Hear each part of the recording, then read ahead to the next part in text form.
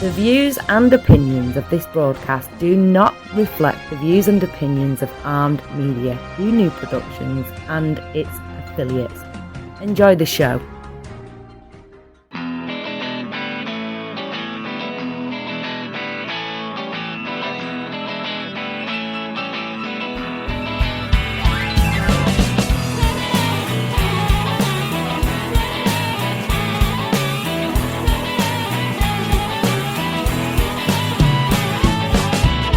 Teflon Pan Man. I'm the Teflon Pan Man. Ain't nothing gonna stick on me. Hello, everyone, and welcome to All You Can Eat. It is the podcast about deliciousness. I'm your host, Rob Rosenthal, coming to you live on December the 1st of 2021. Man, wow, that came quickly. And it's a year that's still going on.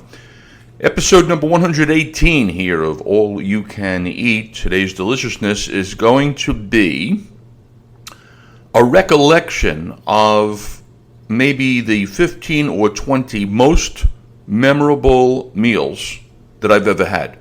Now, we've all had memorable meals, and the reason this kind of came to pass is because I play around on a new social media platform. It's called Racket. And you can find it either at racket.com online, or you can go to download an iOS or an app, basically. And it's called Racket. And Racket's a pretty cool new platform. Essentially, very short form audio. So, I don't know. Think of it as if it were a podcast meets a tweet. Because essentially you have about 99 seconds to record your thoughts, and there they go out into the world, and then people will receive them, comment on them, etc., etc. Very interesting, but I raise it because somewhere along the way in the platform, you get to kind of ask other people questions or react, and somebody asked me, what's the most memorable meal you've ever had?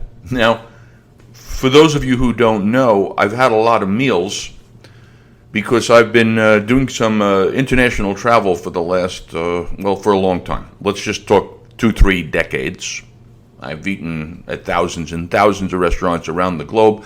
I couldn't answer the question as to what my most memorable meal was because there have been far too many, honestly. So I started to collect what I remembered as being the most memorable meals. Now, we've all had memorable meals. And the thing about it is, it's not always predicated entirely on like what you're putting in your mouth. I mean, certainly I've had meals that were extraordinarily delicious, unforgettable. But what makes a meal memorable might be something completely aside from the food itself, right? It could be who you're with. You know, when you met your first love or when you proposed, marriage. It could be the place that you were at. I mean, if you have a meal in the middle of the jungle, that can be a memorable meal. So, we all have these memories. And tonight's show, episode 118 of All You Can Eat, brought to you by me,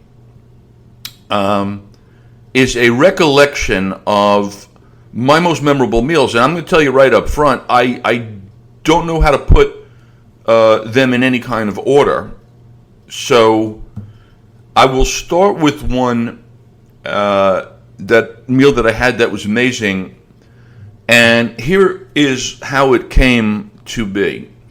Sometimes you walk into like a place at the right moment in time. And for me and my wife at the time, or still my wife, but I was with my wife at the time, there was a restaurant in Paris that we had been turned on to, that we were told, you got to check out this place. It's called the Clown Bar. And that place was like in its heyday moment. It was known as a place that, chef, like other professional chefs would show up there. Like it had that kind of atmosphere. It was kind of like almost like a club for Michelin-starred chefs. The decor of the Clown Bar, everywhere you looked, there were clowns hanging, pictures of clowns, etc., etc. It was clown theme, obviously. The atmospherics of the place, that sense that you get of the kind of buzz and the people. There was music, great music that they had going. I just remember thinking, wow, that's a fantastic playlist. And then, of course, you have the crowd. And it felt from the second that we walked in like we were at this kind of cool party, and we were invited to it. There were 2 seats left, and this is like literally they were about to close for lunch service because we walked in at 2:25. They said, lunch service over 2:30, and they had 2 seats at the bar. We took them. The first bottle of natural wine went down oh so easy, and then came the brains, or more accurately, an entire calf's brain that was in a sauce of soy, ginger, and yuzu. And, I ate it with a spoon. Think of it as kind of like meat pudding. It was genius, and no pun intended.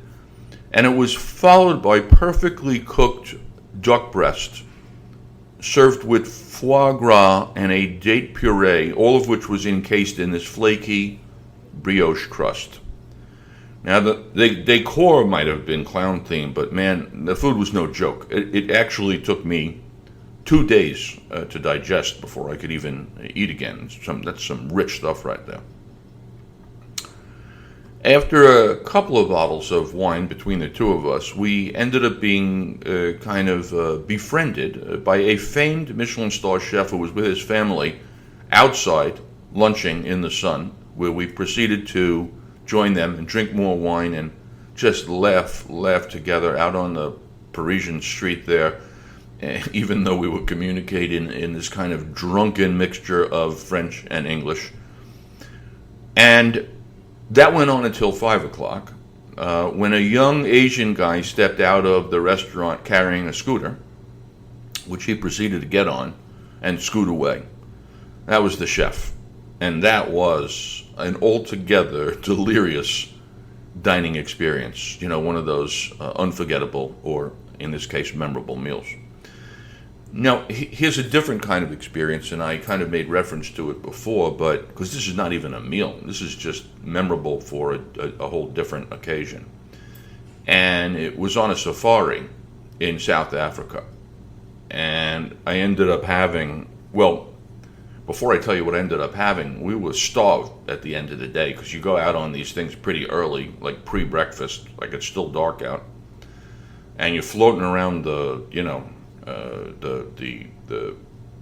landscape out there, the jungle, whatever it is, watching wild animals. And at the end of the day, as the sun is setting, over a bottle of water, a body of water, in the middle of a reserve in Kruger National Park in South Africa, they serve gin and tonic and something called biltong. It's the first time I had ever experienced something called biltong. And basically, gin, and I love gin. And I love gin and tonic with a big chunk of lime. That's how they served it there. And biltong biltong is jerky. It's dried meat. And it's great. South African jerky. So we ate jerky in the jungle. And that too, incredibly memorable experience. Again, owing to the place. Gin and tonic's good. Biltong's good. But we were in the middle of the jungle surrounded by animals.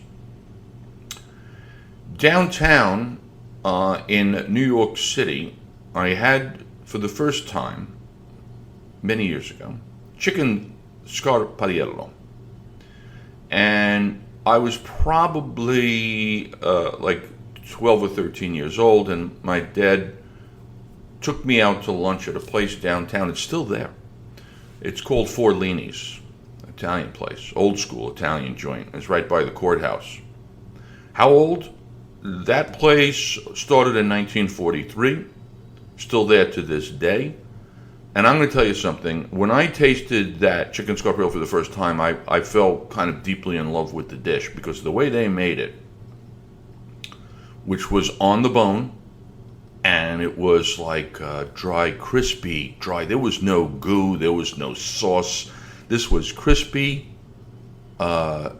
chicken on the bone with a hell of a lot of garlic. It was crackling crisp. And to this day, To this day, I will not order chicken scarpariello, which you see on every menu in every Italian restaurant, or at least a lot of them. I will not order scarpariello if it's made with boneless white meat chicken or with any kind of gloppy sauce. It has to be crackling crisp and on the bone, period. Just the way they made it at Forlini's. And probably still do. Now, this one here is unusual for me, but I actually had two really memorable meals. And although one of them was at the iconic Union Square Cafe, I mean, it was just like, one of the most famous restaurants in New York City. But in both of these cases of these two memorable meals, I actually forgot what I ate, but what I will not forget was my date. And in both cases, we drank bottles of wine over lunch. In both restaurants, we were the only ones left in the place at closing time. And we made out in the taxi on the way back to work, and I ended up marrying her. And I am glad to report all these years later that we are still happily married. Maybe not drinking as much. Probably a little less making out in the back of a cab. Now it's an Uber. But those were some incredibly memorable meals, obviously, again, owing to the partner. Here's another one for you. There is a highway in Sonoma, California, and it's called the Petaluma Marshall Highway. And I love this road because you drive through these undulating hills and beautiful kind of green, verdant valleys. It's reminiscent of being in Umbria in Italy, except for the incoming kind of breeze, briny, salt air that's coming in from a place called Tomales Bay, home of the famed Hog Island Oyster Company. And the road ultimately leads to Marshall. That's why they call it the Petaluma Marshall Highway. And as soon as you get into Marshall, you see on the water a place called Tony's. And as soon as you get to Tony's, there's an amazing smell emanating from inside. You could see smoke and you could smell something that was glorious. A smell I had never smelled before, but it was seductive. It was hypnotic. It was intoxicating, which is before we took a table for two overlooking the bay, and the bay is famous for its deep shell oysters, and so it was before we got that first. It was intoxicating before we had that first cold bottle of wine. And then you could see from where we were seated not only the water, but you could see that there were oysters in the back of the room on the grill. And that's what that smell was coming from. They were barbecued oysters. They were these oysters that were fat, and the shells were deep, so they were perfect to be laying on the grate of a grill. And each of the oysters was topped with some barbecue sauce, some butter, and some chopped garlic. And then they would grill over this smoky open flame, and all I can say is we started with one order, and we ended up having 6 orders, one at a time, because we could not stop eating them. They were incredible, and that's a meal, again, that is just super memorable. And I've been back since, and it's been just as stunningly delicious. Then another memory I have is the first time that I went to New Orleans, and I got to say that from a food perspective, if I had to pick one city in the United States of America, and there's a lot of them, don't get me wrong, you got Portland on the West Coast, Portland on the East Coast, New York, L.A., Chicago, Charleston. There's a lot of fine food everywhere you go in this country of ours. But if I had to pick like a city, just strictly based on let's go eat, I'm going New Orleans. And the first time I went there, my boss took me to a place, and how you know something is memorable? Because you remember details like this is like a long time ago, but I know the name of the place was Pascal Manelli's. Never forget it. And we ordered a dish called Blackened Shrimp. And it may not be what you think, because these days when you think of New Orleans and you think of blackened, it sounds like they have kind of like a peppery type of bready crust. No. These blackened shrimp came in a black pepper sauce. My question is, can shrimp be just gorgeous? Because, man, these were the tastiest among, I love shrimp, but these were among the tastiest shrimp I ever had. I never had anything quite like it before, and really anything like it after. And it was the first of many delicious meals that I would end up having in the culinary mecca that they call New Orleans. Beautiful, beautiful food down there. Oysters, po' boys, you get those muffalettas. You're eating, crawfish.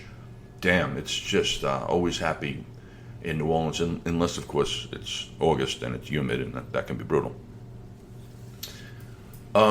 Speaking of Portland, at least on the West Coast, and I mentioned the distinction because Portland, Maine, on the East Coast is easily, from a small city perspective, the best small restaurant city in America. It's just gorgeous array of foods up there, and I'll tell you about a place that I actually go up in Portland, Maine. But in this case, I was out in the West Coast in Oregon, in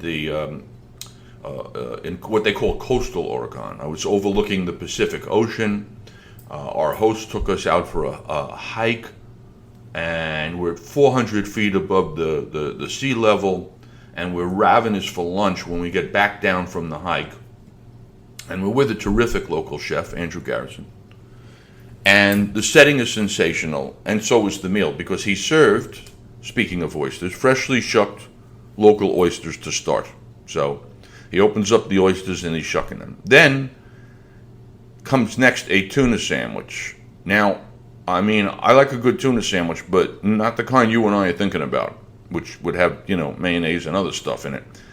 Andrew made a tuna sandwich with freshly caught albacore tuna that he had brined and cooked sous vide, which is at a low temperature in a plastic kind of wrap. It cooks long and slow, and it's cooked this way with olive oil and with herbs. Then he serves it on a soft focaccia with a lemon aioli, cucumber slices, and arugula. It's an incredible sandwich, and the setting is beautiful. And he's got those little bags of jalapeno kettle chips on the side, which, man, that's a perfect accompaniment. But if I'm going to be honest, we're a little dehydrated from all that work and that hiking. No problem. They broke out bottles of Veuve Clicquot Rosé champagne, and that will make for a very memorable meal. Now, I've had a lot of really great food in Los Angeles, and yet I continue to make one place my first stop every time I'm in town, and it's a dive. This place is a dump. A Korean restaurant. It's called Mapo Galbi in Koreatown. And when I say dive, I'm being kind, because the furniture and I think this place has been there since, for 30 years, and they haven't changed anything. It's like, there's nothing really on the walls. You're not really there for any other reason than to eat what they serve over there. And what they serve over there, and I'm always blown away by it, is what they call dak galbi. And in this old school, dive. And dak galbi is a barbecue chicken dish. And it's made with a ton of the Korean condiment. It's called gochujang. And you can find gochujang now pretty much in most, supermarkets. It's kind of it's condimented. The texture is maybe a little thicker than ketchup, but you get the idea. It's made from fermented, soy, and fermentation adds a level of flavor to it. And gochujang is both, it's both spicy a little because it has red pepper. It's made with red pepper, and it's also a little sweet because they use like a glutinous rice to make it. It's just it's a killer condiment. Anyway, so you go into this spot here, Mapo Galbi, and you sit down at the table, and the grill is right at the table. They're literally going to make the dish at the table on a grill that's built into the table. And vegetables go into the dish, and then rice goes into the dish, and then noodles go into the dish. They even put cheese into the dish, and all of it, and greens. I mean, it is incredibly. It's delicious enough. So I'm saying, every time I go to LA, this is going to be my first stop. Made on the grill and at your table, and then I mean, like when they put even at the end, the rice, the noodles go in first, but they're not just any old noodles. They're those very thick little Korean rice noodles that have beautiful chew to them, and they go, well, how spicy, how much gochujang, and then by the way, do you want cheese? Now, this is unusual, I think, for Korean food, but you go, put the cheese in. The cheese gets melty. And then when you're halfway through your chicken and your veg and your noodles, they come over and they just put rice into the thing. And they let the rice settle in your grill pan there at your table until the rice gets all, crispy-like. Have you ever had, like, good paella, and you have that stuff at the end where you get the crispy rice that they're scooping off the paella pan? They call it sakarat, but that's besides the point. That's what you're getting here at Mapo Galbi. That beautiful rice mixed in with all the chicken and the flavor and the veg and the gochujang and the noodles, and all the while that you're here eating and waiting and just having a good old time, you're drinking something called soju. And it comes in multiple flavors, so you can go with whatever the base flavor is, or you can go with, anything from like grape and lemon, the funny flavors. But soju is pretty strong. I used to think, that it was like similar to sake, like a rice wine. No, it's more similar to vodka.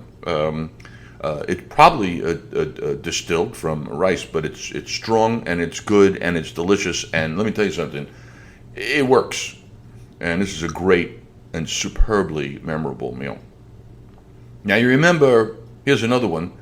You remember I had mentioned Portland, Maine, and I've been up there a dozen times, and every time I go, and I'm a variety junkie, so I am always looking for something a little bit new on the horizon. But if I find something special, and I'm driving 7 hours, to get up there, I'm going back. And this particular place is another dive on the Casco Bay up there in Portland, Maine. It's called Jay's Oyster, and you go in there and you can't help but notice it's a working class bar. I mean, there's people behind the counter making drinks. There's other people that are shucking clams and oysters, and sitting next to tourists is the local construction guy or the cop or the mailman or the garbage man. I mean, it's just that kind of place. Everybody, anybody enjoying raw seafood, but nothing better than scallops, locally caught scallops, which are served, stay with me here,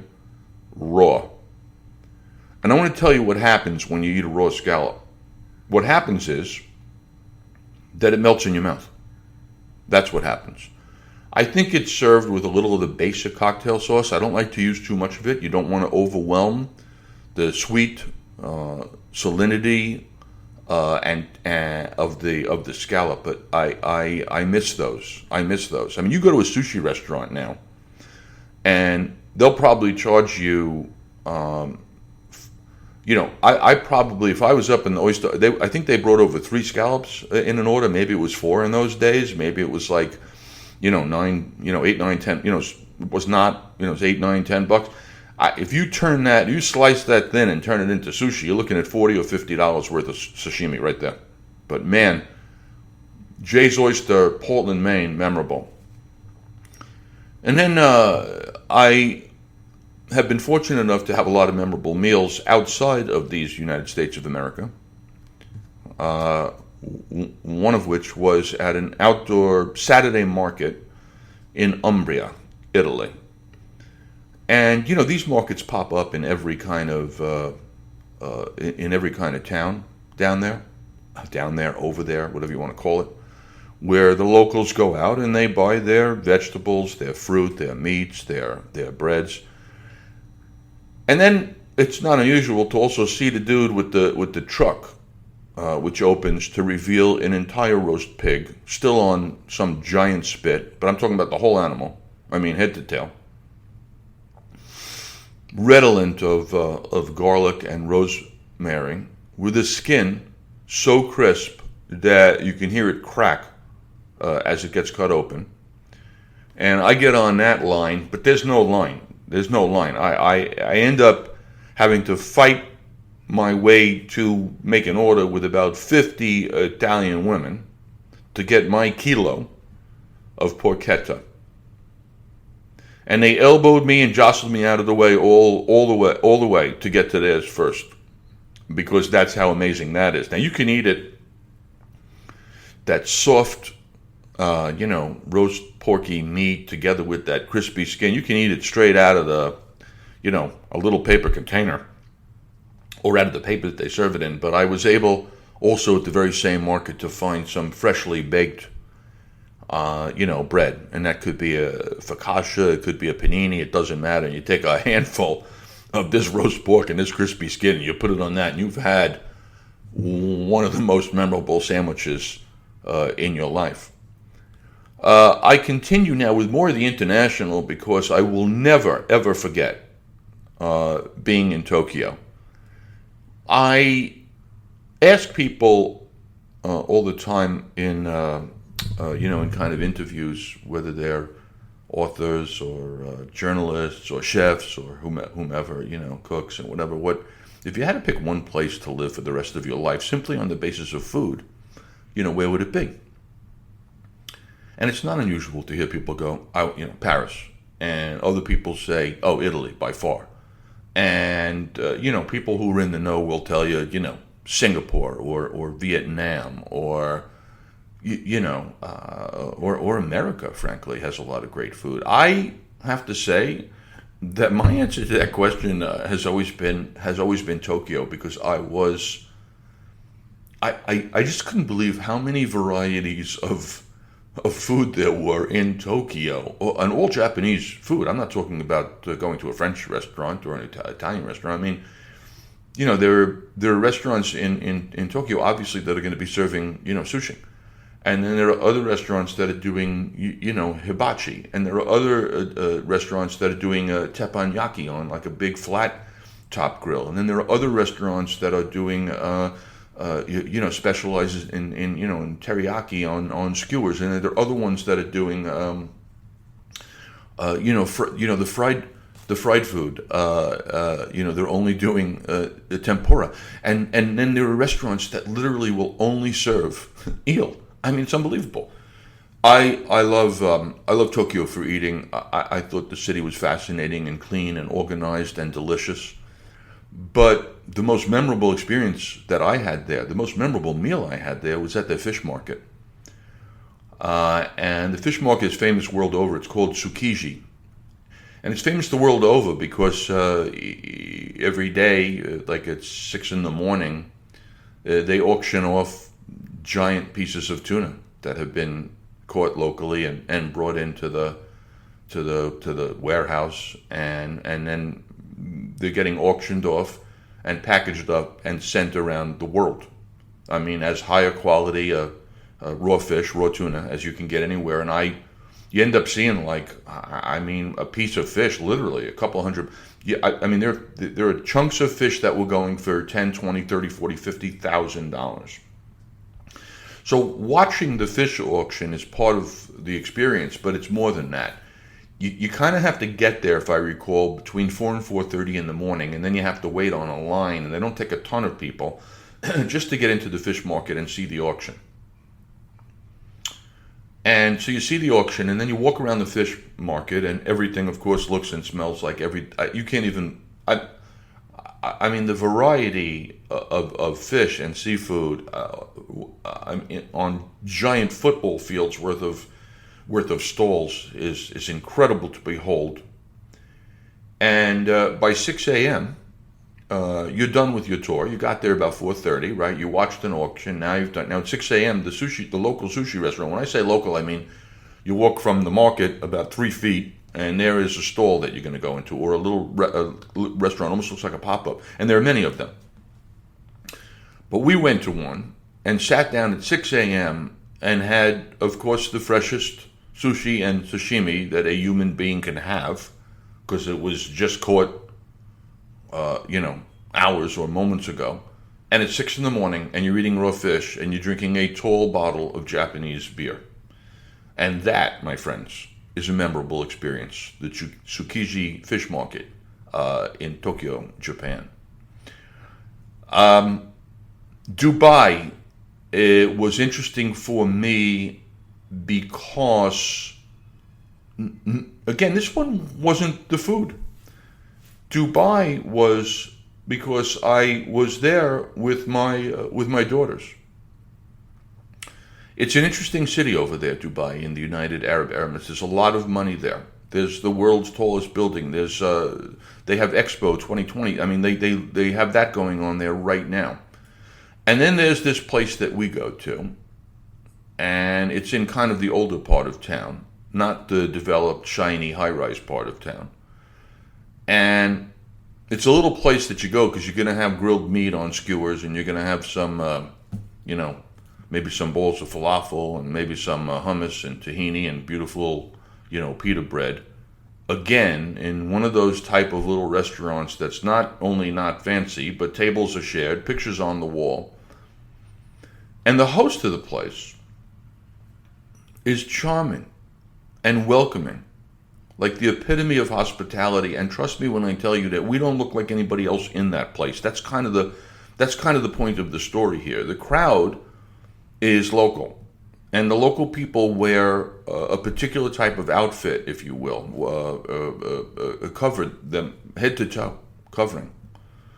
And so, if I think back on the experience, especially since I'm there with two young daughters, it's a little bit, if you're going to be honest, a little bit intimidating to be the only one in a place that looks like you do.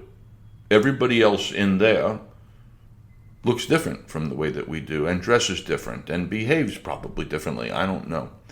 But there's one thing that brought us all together, and that was the food. And so they bring to the table delicious food, all the things that I said, the grilled chicken on the skewers, and the hummus, and the tahini, and the falafel, and it's just fantastic kind of Arabic, Arabian type of food. But more important than the food is the lesson that that you can be okay, and that you can be comfortable in a place where you are clearly foreign, different, and people were just lovely, and the experience was delicious. It really was about kind of sharing another culture, but I really felt like it was a life lesson for my own kids. That was a very memorable meal in Dubai. Now, it turns out, have been to Brazil, if not 50 times, I've been there 40, so somewhere between 40 and 50 times. And mostly in Sao Paulo, because that's where business takes place down there. And I remember, there's a lot of things I liked about Sao Paulo, but mostly it was the caipirinhas, the cocktails, and the food, and the people. Oh my God, the Brazilians are just so much fun. And so alive. And they love their food. Anyway, Wednesdays, the custom was to go out to a restaurant at lunchtime and have feijoada. Why Wednesdays? I don't know. Why lunch? Because you don't want to eat a meal that heavy at night. And the meal was based on kind of beans and meats, and the offcuts of the meat, because the basis of feijoada came from kind of like slaves hundreds of years ago, using whatever they could to put a meal together. It's just delicious food. I loved it, but that wasn't the most memorable meal that I had in Sao Paulo. The most memorable meal was the first time, it's 1995, that I went to a place called a rodizio, which I think basically translates into kind of like a rodizio. I don't know. It must be something like a roundabout, right? And the reason I say that is because this is one of those places. You know them now. They've become way more popular in other parts of the world.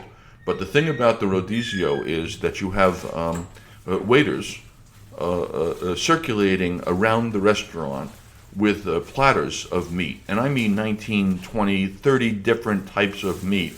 And so the first thing you do is you sit down to the table, and they bring over, like, literally a ton of food. And you'll understand that that's part of their strategy. The food they're bringing over isn't the meat.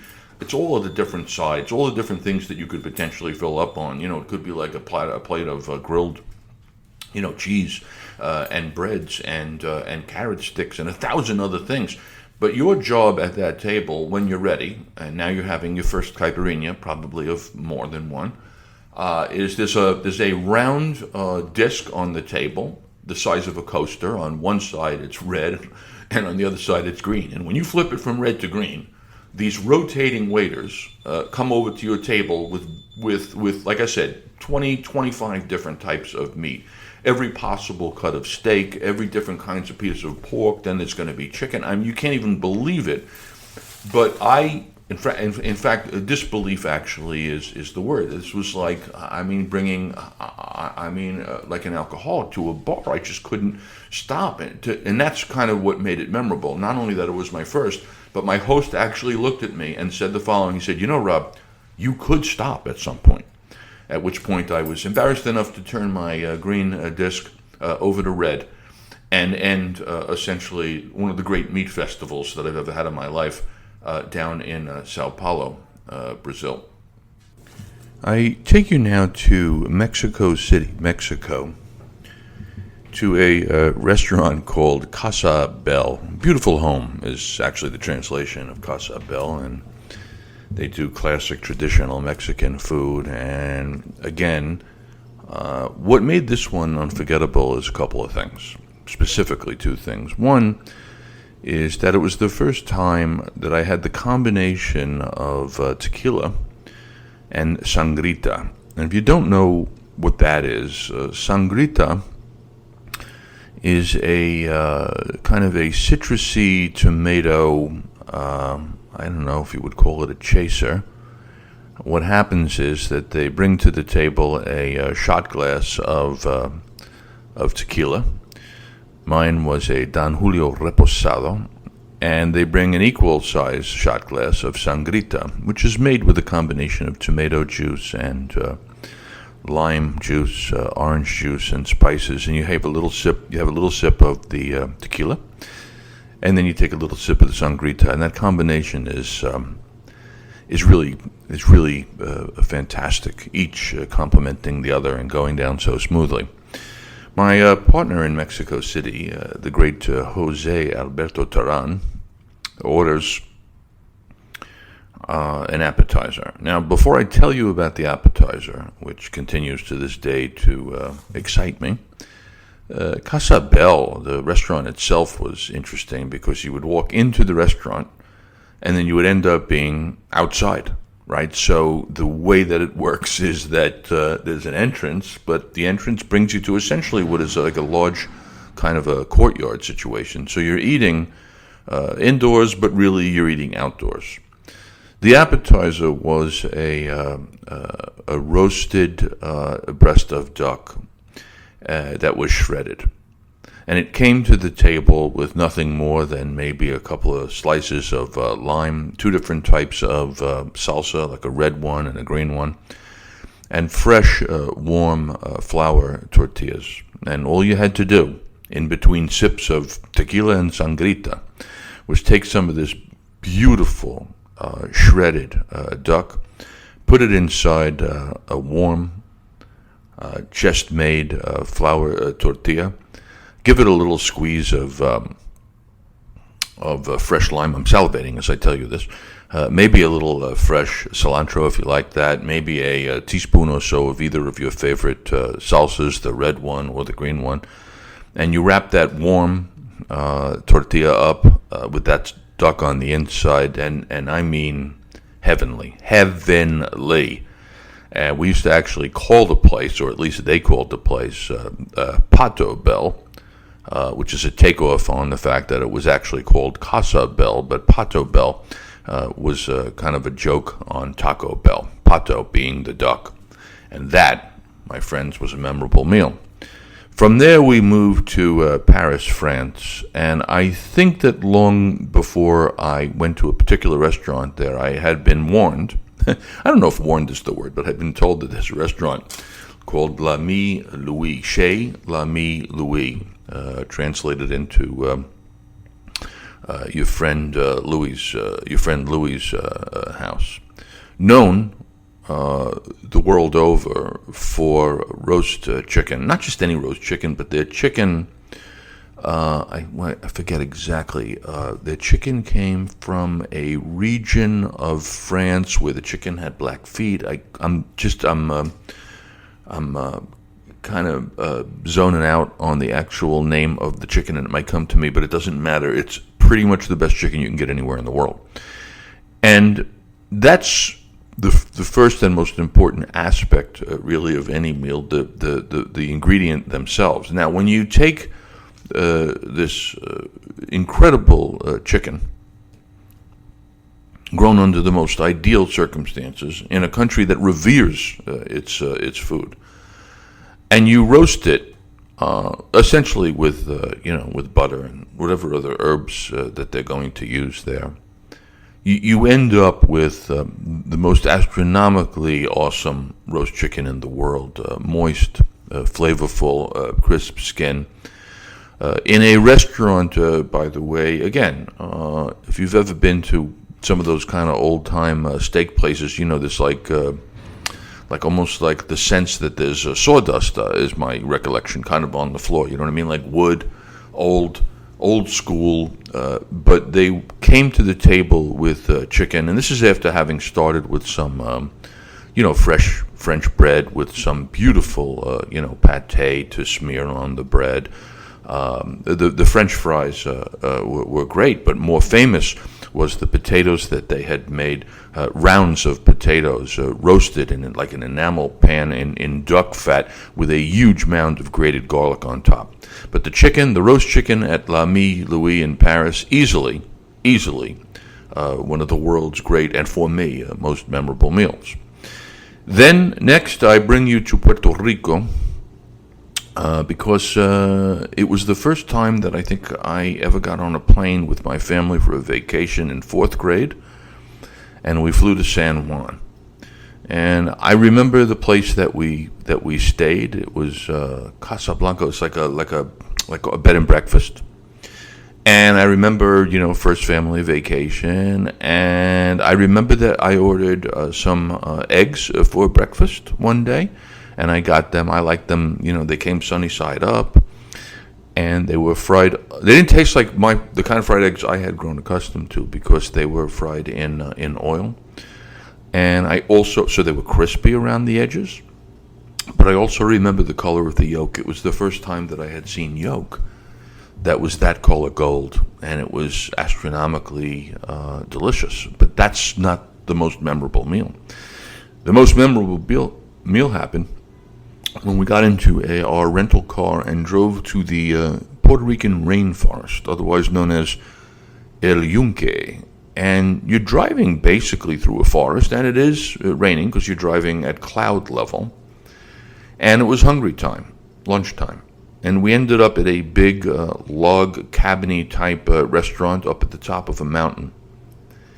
And I don't remember. Again, I was 4th grade. I don't remember what else was on the menu, but I remember there were fried shrimp, and they were colossal. They were giant, and they were breaded, and they were crisp, and they were awesome.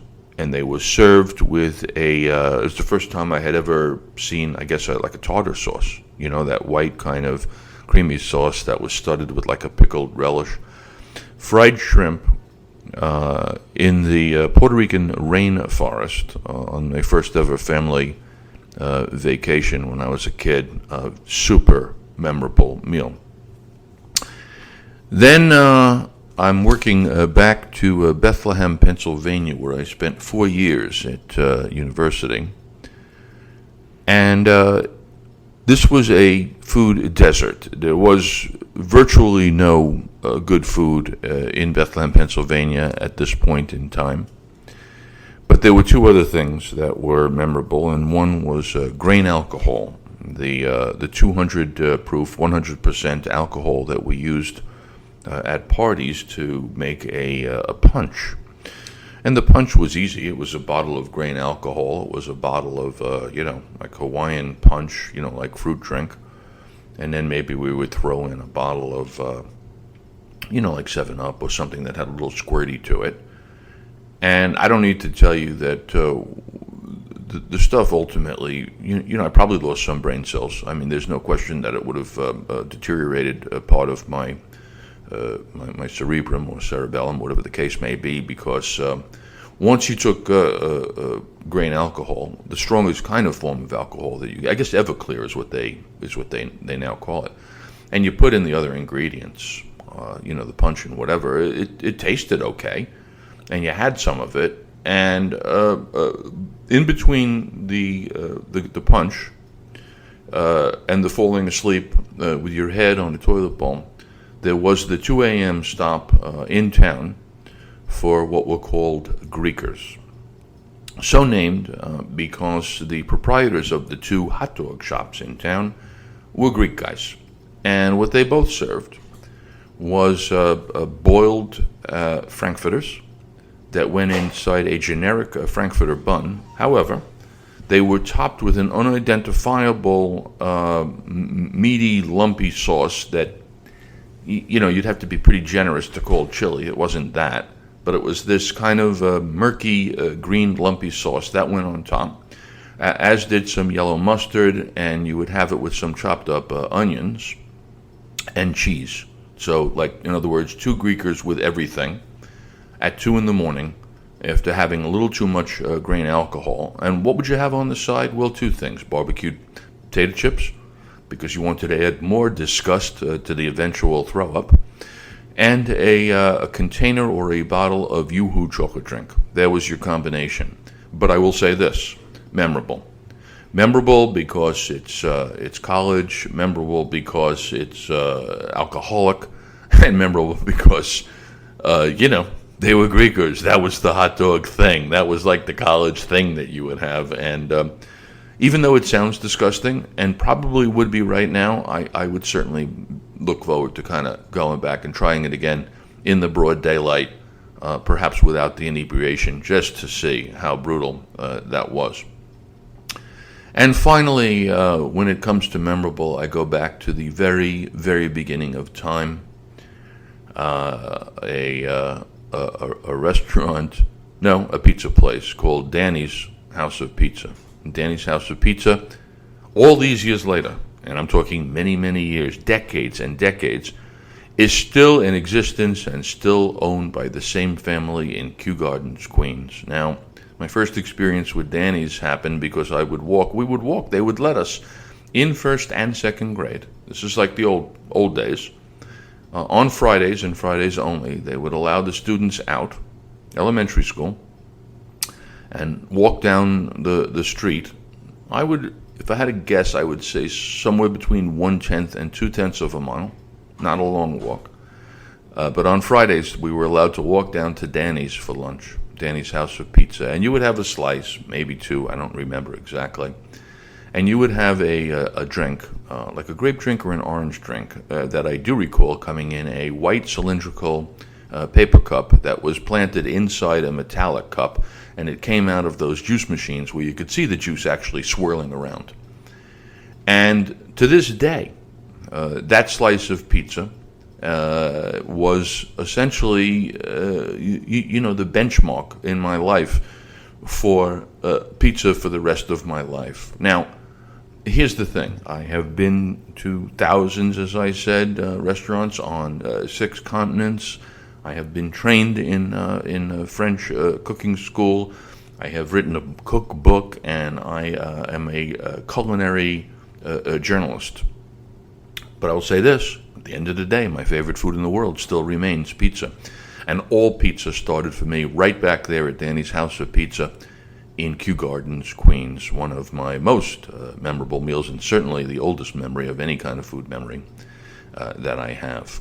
I've had better pizza since, don't get me wrong, but that still shows up as kind of like the original and most memorable. So there you have it, my friends. Right around 18 highly memorable meals. Whether it was the food, whether it was the people, whether it was the place, they all are clear and vivid in my memory, and I'm sure that there are some others. And I'm sure that you have some too, and I'd be more than interested to hear about them. So, I conclude this podcast, number 118 of All You Can Eat, with this invitation. Feel free to get in touch with me, and the easiest way to do that is go to realrobrosenthal.com, because you'll see on my website, realrobrosenthal.com, that in addition to all the other elements, like all the products that I might recommend, there's a contact form at the end if you want to get in touch with me and let me know your most memorable meals. Or you could follow me on Racket, racket.com, and you can comment there on memorable meals as well.